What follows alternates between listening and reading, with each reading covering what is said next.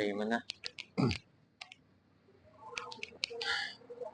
So, gusto ko lang parang pakita sa inyo kung ano yung paborito ko sa build na to.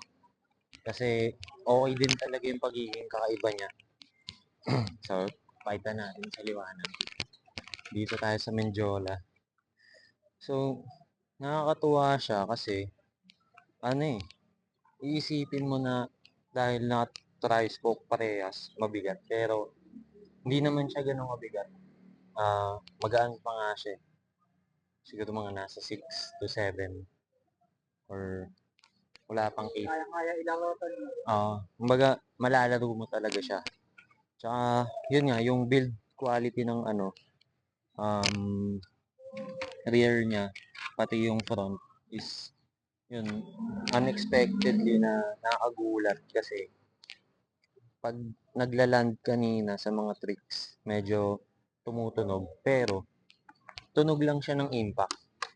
So, ayun, nasasabi natin na alam mo yun, huwag silang kabahan gamitin kasi tulad nito, papakita natin. Ano siya men, lalo na yung ratio niya na 49-19, Dura Ace Chainring 19 teeth cog. Hindi siya mabigat, hindi rin siya magaan. Siguro dahil na rin sa rims or sa tri-spoke. Pero solid men.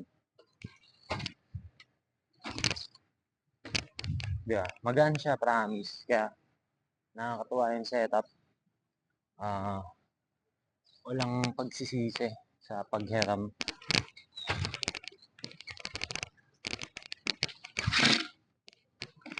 Kaya ayun, napaka-solid na ito men. Last trick.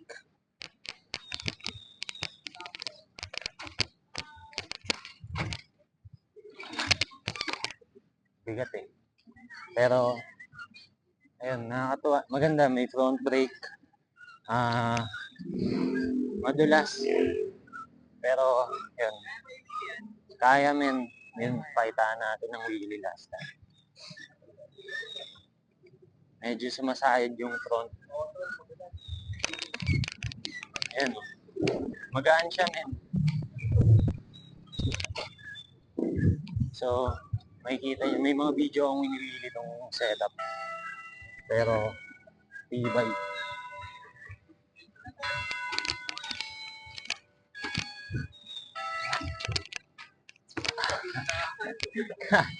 Pero yan, solid to.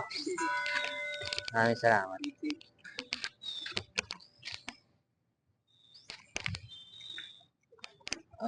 Paano yan? Mabilis manakaw yan. Siguro dadalin mo ganun.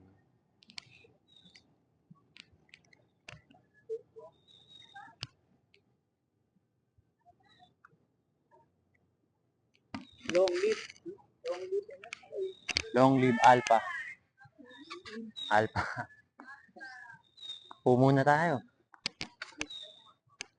Nood muna tayo, nood. Safe na. Saan tayo? Pwesto natin. Okay.